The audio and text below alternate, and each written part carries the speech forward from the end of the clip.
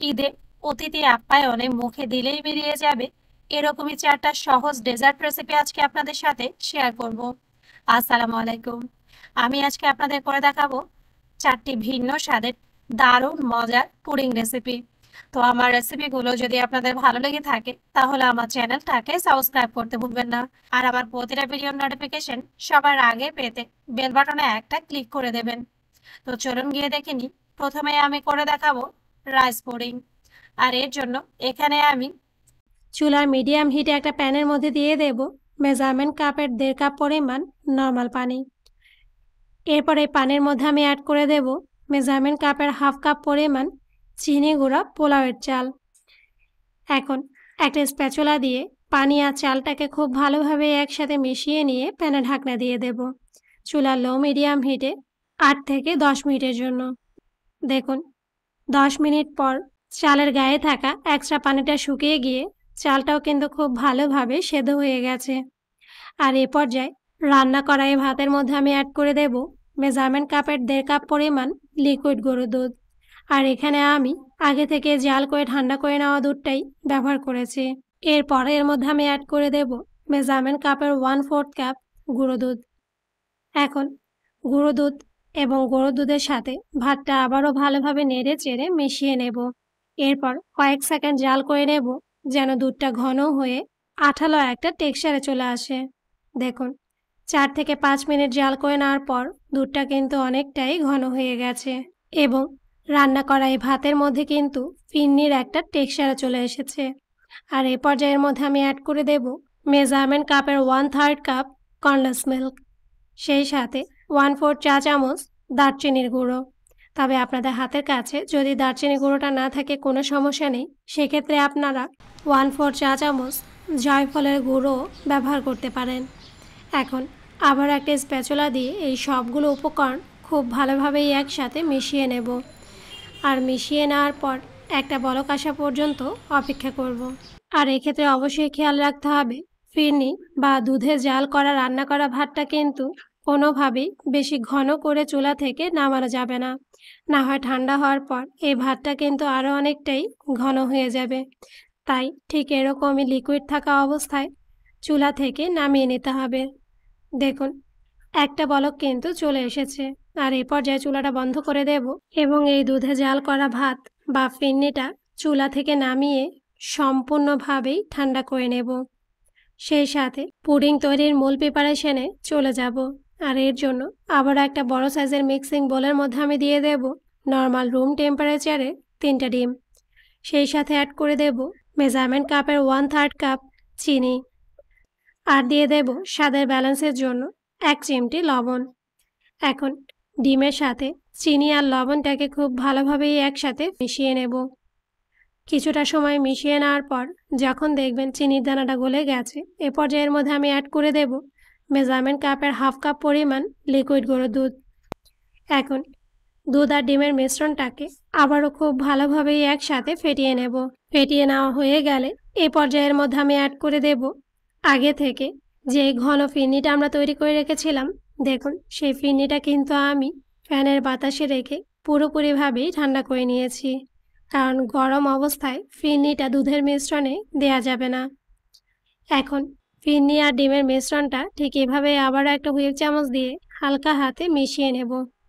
দেখুন সম্পূর্ণ রান্না করা ফিরনিটাই আমি ডিম দুধের মিশ্রণে দিয়ে খুব ভালোভাবেই মিশিয়ে নিয়েছি।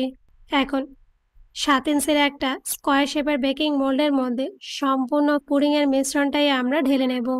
আর এক্ষেত্রে যে বাটিতে বা মোল্ডের মধ্যে পুডিংটা সেট করবেন সেই বাটি বা মোল্ডটা কিন্তু আগে থেকে তেল ব্রাশ করে নেওয়া বা কোনো রকম বাটার পেপার বিছানোর কোনো প্রয়োজন নেই।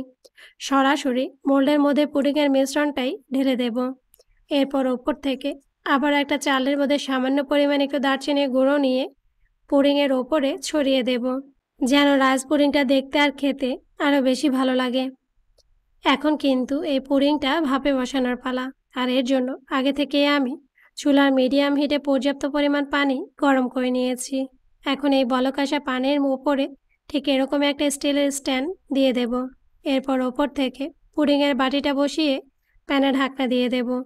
আর আমি কিন্তু একটা কাপড় দিয়ে ঢাকনার 4 ধার মুড়িয়ে নিয়েছি, যেন ঢাকনার ভাপের পানিটা পুডিংয়ের ভেতর পড়তে না পারে। এখন ঢাকনার ওপরে যে একটা ফুটো আছে সেটা অবশ্যই একটা কিচেন টিস্যু, কটন বাড অথবা লং দিয়ে বন্ধ করে দেবেন। এখন এই পুডিংটা আমরা ভাপে বসিয়ে দেব চুলার মিডিয়াম হিটে ৪০ থেকে ৪৫ মিনিটের জন্য। দেখুন ৪৫ মিনিট পর মাশাআল্লাহ করে পুডিংটা কিন্তু এখন পারফেক্টলি তৈরি। আর পুডিংটা যে হয়ে গেছে সেটা প্রুফ করার জন্য এখানে একটা টুথপিক আমি পুডিংয়ের মাঝখানে ঢুকিয়ে দেব। দেখুন টুথপিকটা কিন্তু একেবারে ক্লিন বেরিয়ে এসেছে, মানে পুডিংটা কিন্তু ভেতর থেকে হয়ে গেছে। আর এ পর্যায়ে পুডিংয়ের বাটিটা আমি পানি থেকে তুলে আবারও নর্মাল ফ্রিজে রেখে সম্পূর্ণ ঠান্ডা করে নেব। দেখুন ২ ঘন্টা নর্মাল ফ্রিজে রাখার পর পুডিংটা কিন্তু এখন ভালোভাবে সেট হয়ে গেছে। আর এ পর্যায়ে এখন আমি আপনাদের পুডিংটা স্লাইস করে দেখাচ্ছি। দেখুন এরই সাথেই কিন্তু তৈরি হয়ে গেছে পুষ্টিগুণে সমৃদ্ধ চুলায় তৈরি রাইস পুডিং। এখন আমি আপনাদের করে দেখাবো ২ নাম্বার পদ্ধতির ডেজার্ট রেসিপি, আর সেটা হলো ক্ষীর সন্দেশ। এখন প্রথমেই আমরা সন্দেশের জন্য চালের প্রিপারেশনটা করে নেব। তাই এখানে আমি মেজারমেন্ট কাপের ১ কাপ পরিমাণ চিনি গুঁড়া পোলাওয়ের চাল নিয়ে নিয়েছি। এখন এই চালগুলোকে আমি পর্যাপ্ত পরিমাণ পানি দিয়ে ভিজিয়ে একটা সাইডে রেখে দেব আধা ঘন্টার জন্য। এতে চালটা অনেকটাই নরম হয়ে যাবে। দেখুন ৩০ মিনিট পর চালটা কিন্তু আমি পরিষ্কার করে ধুয়ে এর এক্সট্রা পানিটা ঝরিয়ে নিয়েছি। এখন এরকম একটা বড় ফুটোওয়ালা স্ট্রেনারের মধ্যে পাতলা একটা সুতির কাপড় দিয়ে এর উপরে ধুয়ে নেওয়া আগে থেকে ভিজিয়ে রাখা পোলাওয়ের চালটা স্ট্রেনারের চারধারে ঠিক এভাবেই ছড়িয়ে দেব। আর চেষ্টা করবেন যতটা সম্ভব পাতলা করে চালটা স্ট্রেনারের চারধারে ছড়িয়ে দিতে, যেন চালের গায়ে থাকা এক্সট্রা পানিটা পুরোপুরিভাবে শুকিয়ে গিয়ে চালটা একেবারেই ঝরঝরে হয়ে যায়। এখন এই চালের স্ট্রেনারটা আমরা আবারও ৩০ মিনিটের জন্য ফ্যানের বাতাসে রেখে দেব, যেন চালটা পুরোপুরিভাবেই শুকিয়ে যায়। সেই সাথে সন্দেশের জন্য ইনস্ট্যান্ট মাওয়াটা তৈরি করে নেব। তাই এখানে আমি আবারও মেজারমেন্ট কাপের হাফ কাপ পরিমাণ গুঁড়ো দুধ নিয়ে নিয়েছি। এখন এই গুঁড়ো দুধের মধ্যে আমি অ্যাড করে দেব ১.৫ টেবিল চামচ পরিমাণ ঘি, ১ টেবিল চামচ পরিমাণ গোলাপ জল। এরপর এই সবগুলো উপকরণ খুব ভালোভাবে হাত দিয়ে মিশিয়ে নেব। আর মেশানোর এই কাজটা অবশ্যই একটু সময় আর ধৈর্য নিয়ে করবেন। মেশানোটা যত ভালো হবে মাওয়াটা কিন্তু ততটাই দানাদার হবে। দেখুন সবগুলো উপকরণ একসাথে মিশিয়ে নেওয়ার পর তৈরি হয়ে গেছে ইনস্ট্যান্ট মাওয়া। এখন এই মাওয়াটা আমি একটা সাইডে সরিয়ে রাখবো। সেই সাথে ৩০ মিনিট আগে ফ্যানের বাতাসে যে চালগুলো আমরা রেখেছিলাম, দেখুন চালটা কিন্তু পুরোপুরিভাবেই শুকিয়ে গেছে। আর এই পর্যায়ে এই শুকনো চালটা আমি এরকম একটা ব্লেন্ডার জগে নিয়ে নেব। সেই সাথে এর মধ্যে আমি অ্যাড করে দেব ২ টেবিল চামচ পেস্তা বাদাম, ২ টেবিল চামচ কাজু বাদাম। এখন এই সবগুলো উপকরণ খুব ভালোভাবে আধা পেশা করে ব্লেন্ড করে নেব। তবে অবশ্যই মনে রাখতে হবে কোনোভাবেই কিন্তু মিহিভাবে ব্লেন্ড করা যাবে না। দেখুন সবগুলো উপকরণ একসাথে ব্লেন্ড করে নেওয়া হয়ে গেছে। আর একটু খেয়াল করলেই বুঝতে পারবেন আমি কিন্তু চাল আর বাদামের মিশ্রণটা একটু দানাদার করে ব্লেন্ড করে নিয়েছি, মিহি পাউডার করে নিই ঠিক সেভাবেই। এখন এই ব্লেন্ডারের মিশ্রণটা আমি একটা সাইডে সরিয়ে রাখবো। সেই সাথে ক্ষীর তৈরির মূল প্রিপারেশনে চলে যাব। আর এর জন্য আবারও চুলার মিডিয়াম হিটে একটা প্যানের মধ্যে আমি দিয়ে দেব মেজারমেন্ট কাপের হাফ কাপ পরিমাণ চিনি, ২ টেবিল চামচ পানি। এখন কয়েক সেকেন্ড অপেক্ষা করব যেন চিনি আর পানিটা গলে গিয়ে খুব সুন্দর একটা ব্রাউন কালার মানে ক্যারামেল তৈরি হয়ে যায়। দেখুন কিছুটা সময় জাল করে নেওয়ার পর চিনির দানাটা গলে গিয়ে কালারটা কিন্তু পরিবর্তন হতে শুরু করেছে। আর এ পর্যায়ে চুলার হিটটা আমরা একেবারে লোতে করে দেব এবং অনবরত নেড়ে চেড়ে হালকা ব্রাউন একটা কালার তৈরি করে নেব। দেখুন গলানো চিনির মধ্যে কিন্তু হালকা ব্রাউন একটা কালার চলে এসেছে। আর এ পর্যায়ের মধ্যে আমি অ্যাড করে দেব আগে থেকে চাল আর বাদামের যে মিশ্রণটা আমরা তৈরি করে রেখেছিলাম সেই দানাদার মিশ্রণ। এখন চাল আর বাদামের দানাদার মিশ্রণটা আমি আবারও কয়েক সেকেন্ড ক্যারামেলের মধ্যে নেড়ে চেড়ে নেব। কিছুটা সময় নেড়ে চেড়ে নেওয়ার পর যখন দেখবেন ক্যারামেলটা চালের গায়ে খুব ভালোভাবে লেগে গেছে, এ পর্যায়ের মধ্যে আমি অ্যাড করে দেব মেজারমেন্ট কাপের ২.৫ কাপ পরিমাণ লিকুইড গুঁড়ো দুধ। আর অবশ্যই মনে রাখতে হবে এ পর্যায়ে কিন্তু আমরা চুলার হিটটা একেবারে লোতে করে দেব এবং চুলার লো হিটে অনবরত নেড়ে চেড়ে দুধের মধ্যে চালটাকে সেদ্ধ করে নেব। কোনোভাবেই কিন্তু চুলার হিটটা বাড়ানো যাবে না, না হয় চালটা কিন্তু ভালোভাবে সেদ্ধ হবে না। তাই অবশ্যই মনে রাখতে হবে চুলার একেবারে লো হিটে একটু সময় আর ধৈর্য নিয়ে অনবরত নেড়ে চেড়েই এই দুধের ওপরেই চালটাকে সেদ্ধ করে নিতে হবে। আর এই পর্যায়ের মধ্যে আমি অ্যাড করে দেব 1 চিমটি লবণ স্বাদের ব্যালেন্সের জন্য। এখন আবারও অনবরত নেড়ে চেড়ে দুধের ওপরেই চালটাকে সেদ্ধ করে নেব। দেখুন কিছুটা সময় জাল করে নেওয়ার পর চালটা কিন্তু অনেকটাই সেদ্ধ হয়ে গেছে, সেই সাথে চালের মধ্যে থাকা এক্সট্রা লিকুইড দুধটাও শুকিয়ে গেছে। আর এ পর্যায়ের মধ্যে আমি অ্যাড করে দেব 2 টেবিল চামচ ঘি। এখন আবারও অনবরত নেড়ে চেড়ে ক্ষীরের মিশ্রণের সাথে ঘিটাকেও মিশিয়ে নেব। আর এ পর্যায়ে দেখবেন ক্ষীরের মিশ্রণটা কিন্তু প্যান থেকে পুরোপুরিভাবেই আলাদা হয়ে যাবে। আর এই সময়ের মধ্যে আমি অ্যাড করে দেব আগে থেকে যে মাওয়াটা আমরা তৈরি করে রেখেছিলাম সম্পূর্ণ মাওয়া, আর দিয়ে দেব 1/2 চা চামচ এলাচ গুঁড়ো। এখন এই সবগুলো উপকরণ আবার খুব ভালোভাবে ক্ষীরের মিশ্রণের সাথে মিশিয়ে নেব। আর মিশিয়ে নেওয়ার এক পর্যায়ে যখন দেখবেন সন্দেশের মিশ্রণটা স্প্যাচুলাতে আর বেজে যাচ্ছে না বা প্যান ছেড়েও একেবারেই উঠে আসছে, তখনই বুঝতে হবে ক্ষীরের মিশ্রণটা কিন্তু পুরোপুরি তৈরি। এখন এই মিশ্রণটা আমরা চুলা থেকে নামিয়ে নেব। সেই সাথে সন্দেশের মিশ্রণটা গরম থাকা অবস্থায় প্যানের মধ্যে সেট করে নেব। আর এর জন্য এখানে আমি এরকম একটা স্কোয়ার শেপের বাটি নিয়েছি। এখন এই বাটির মধ্যে সামান্য পরিমাণে একটু ঘি খুব ভালোভাবে ব্রাশ করে নেব, যেন সন্দেশটা খুব সহজেই বাটি থেকে আলাদা করা যায়।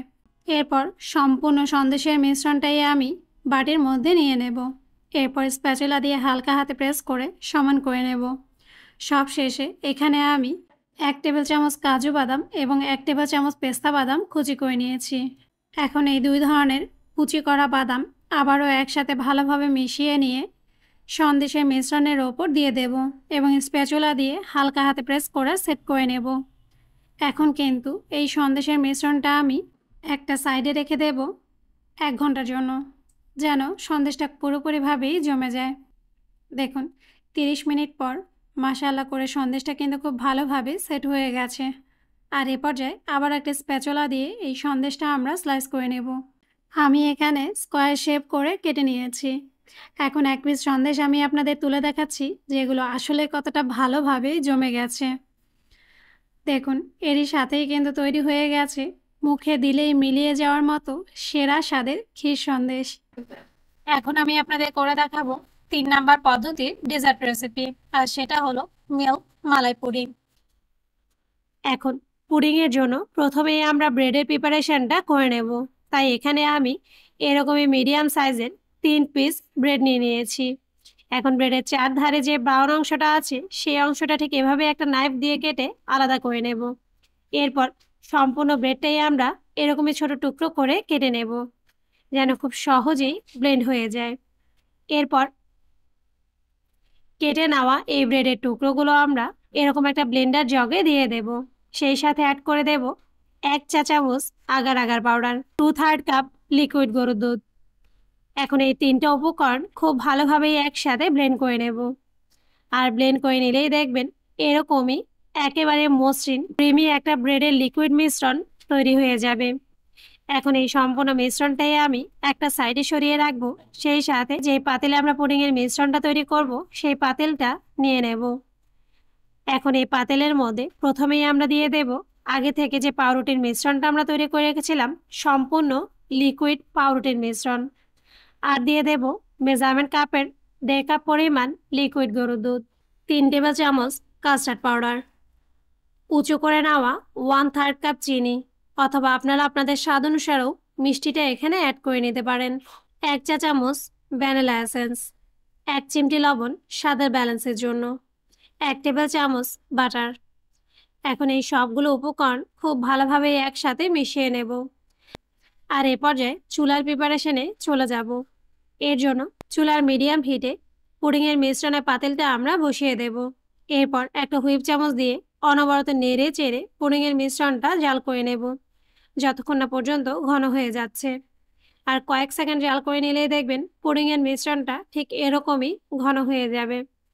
এ পর্যায়ে পুডিংয়ের মিশ্রণটা চুলা থেকে নামিয়ে নেব এবং গরম থাকা অবস্থায় মোল্ডে ট্রান্সফার করে নেব।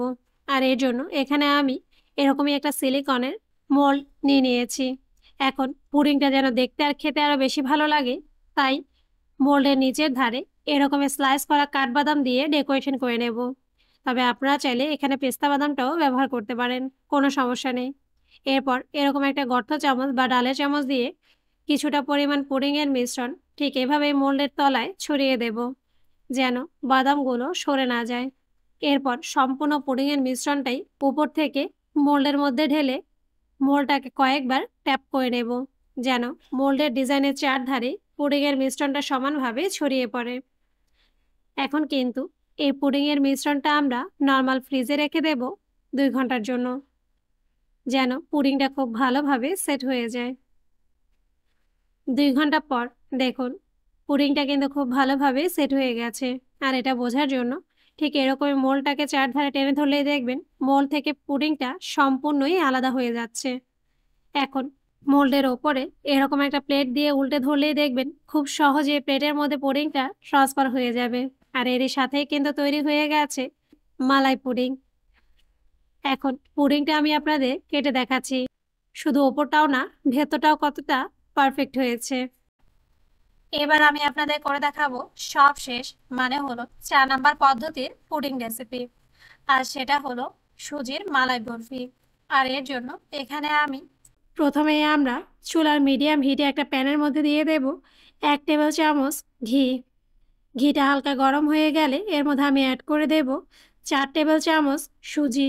আর এখানে আমি বাজার থেকে কিনে আনা কাঁচা সুজিটাই ব্যবহার করেছি। এখন ঘির মধ্যে আবার কয়েক সেকেন্ড অনবরত নেড়ে চেড়ে সুজিটাকে ভেজে নেব। আর এই পর্যায়ে অবশ্যই খেয়াল রাখতে হবে ভাজার সময় কোনোভাবেই যেন সুজির কালারটা পরিবর্তন না হয়। দেখুন কিছুটা সময় ভেজে নেওয়ার পর সুজির মধ্যে কিন্তু খুব সুন্দর একটা স্মেল বেরোতে শুরু করেছে। আর এই পর্যায়ের মধ্যে আমি অ্যাড করে দেব মেজারমেন্ট কাপের 2 কাপ পরিমাণ লিকুইড গরুর দুধ, 2 টেবিল চামচ কোরানো নারিকেল। এখন দুধ আর কোরানো নারিকেলটাও আমরা সুজির সাথে খুব ভালোভাবে মিশিয়ে নেব এবং চুলার লো মিডিয়াম হিটে অনবরত জাল করে সুজিটাকে রান্না করে নেব। দেখুন কিছুটা সময় রান্না করে নেওয়ার পর সুজির মিশ্রণটা কিন্তু অনেকটাই ঘন হয়ে গেছে। আর এ পর্যায়ের মধ্যে আমি অ্যাড করে দেব মেজারমেন্ট কাপের 1/3 কাপ আরও 1 টেবিল চামচ পরিমাণ চিনি, 1 চিমটি লবণ স্বাদের ব্যালেন্সের জন্য, 1/4 চা চামচ এলাচ গুঁড়ো। এখন এই সবগুলো উপকরণ আবারও খুব ভালোভাবে একসাথে মিশিয়ে নেব। আর মিশিয়ে নিলেই দেখবেন সুজির মিশ্রণটা আবারও কিছুটা পাতলা হয়ে যাবে এবং বরফির এই মিশ্রণটা জাল করে নেব যতক্ষণ না পর্যন্ত সুজির মিশ্রণটা কিছুটা ঘন হয়ে যাচ্ছে। দেখুন কিছুটা সময় জাল করে নেওয়ার পর সুজির মিশ্রণটা কিন্তু আবারও কিছুটা ঘন হয়ে গেছে। আর এই পর্যায়ের মধ্যে আমি অ্যাড করে দেব 1 চা চামচ লেবুর রস। আর লেবুর রসটা দেওয়ার সাথে সাথেই দেখবেন সুজির এই মিশ্রণের মধ্যে দানাদার একটা টেক্সচার তৈরি হয়ে যাবে। এখন লেবুর রসটাও আমরা সুজির মিশ্রণের সাথে খুব ভালোভাবে মিশিয়ে নেওয়া হয়ে গেলে এ পর্যায়ের মধ্যে আমি অ্যাড করে দেব মেজারমেন্ট কাপের 1 কাপ পরিমাণ গুঁড়ো দুধ। আর গুঁড়ো দুধটা দেওয়ার সাথে সাথেই কিন্তু সুজির মিশ্রণটাকে খুব ভালোভাবে অনবরত নেড়ে চেড়ে মিশিয়ে নিতে হবে, যেন গুঁড়ো দুধের মিশ্রণের মধ্যে কোনো রকম দলা বা গুটলি অবশিষ্ট না থাকে।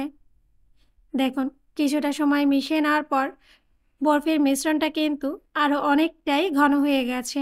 আর এ পর্যায়ে যতক্ষণ না পর্যন্ত বরফির এই মিশ্রণটা প্যান ছেড়ে পুরোপুরিভাবেই আলাদা হয়ে যাচ্ছে ততক্ষণে কিন্তু আমরা জাল করে নেব। দেখুন কিছুটা সময় জাল করে নেওয়ার পর সুজির মিশ্রণটা কিন্তু পুরোপুরিভাবেই প্যান ছেড়ে আলাদা হয়ে গেছে। আর এ পর্যায়ে চুলাটা বন্ধ করে দেব এবং বরফির এই মিশ্রণটা আমরা চুলা থেকে নামিয়ে নেব। সেই সাথে বরফির মিশ্রণটা সেট করার জন্য এখানে আমি 5 ইঞ্চির একটা বেকিং মোল্ডের ভেতরে এরকম একটা বাটার পেপার বিছিয়ে নিয়েছি। এখন একটা ব্রাশের মধ্যে সামান্য পরিমাণে একটু ঘি নিয়ে খুব ভালোভাবে মোল্ডটাকে ব্রাশ করে নেব। এরপর আগে থেকে যে মালাই বরফির মিশ্রণটা আমরা তৈরি করে রেখেছিলাম গরম থাকা অবস্থায় সেই বরফির মিশ্রণটা বাটির মধ্যে ঢেলে নেব এবং একটা স্প্যাচুলা দিয়ে হালকা হাতে প্রেস করে সম্পূর্ণ বাটির চারধারে সমানভাবে ছড়িয়ে দেব। দেখুন বরফির মিশ্রণটা কিন্তু বাটির মধ্যে সেট করে নেওয়া হয়ে গেছে। আর এ পর্যায়ে বরফির ওপরের পাশটা যেন দেখতে আরও বেশি ভালো লাগে, তাই এখানে আমি এরকম একটা পিঠার ছাঁচ নিয়ে নিয়েছি। এখন এই ছাঁচের মধ্যে সামান্য পরিমাণে একটু ঘি ব্রাশ করে বরফির ওপরের পাশটা ঠিক এভাবেই আমরা ডিজাইন করে নেব। সম্পূর্ণ বরফির মিশ্রণটাই কিন্তু সেট করে নেওয়া হয়ে গেছে। আর এ পর্যায়ে বাড়িটা আমরা নর্মাল রুম টেম্পারেচারে রেখে দেব 1 ঘন্টার জন্য, যেন বরফির মিশ্রণটা পুরোপুরিভাবেই সেট হয়ে যায়। 1 ঘন্টা পর দেখুন বরফির মিশ্রণটা কিন্তু পুরোপুরিভাবেই সেট হয়ে গেছে। আর এ পর্যায়ে বাটার পেপারটা ধরে হালকা হাতে ওঠালেই দেখবেন সম্পূর্ণ বরফির মিশ্রণটাই বাটি থেকে খুব সহজেই আলাদা হয়ে যাবে। এরপর একটা নাইফ দিয়ে পছন্দ মতো শেপে কেটে নিলেই কিন্তু তৈরি হয়ে যাবে দারুণ মজার, মুখে লেগে থাকার মতো স্বাদের সুজির মালাই বরফি। আজ এ পর্যন্তই। আল্লাহ হাফেজ।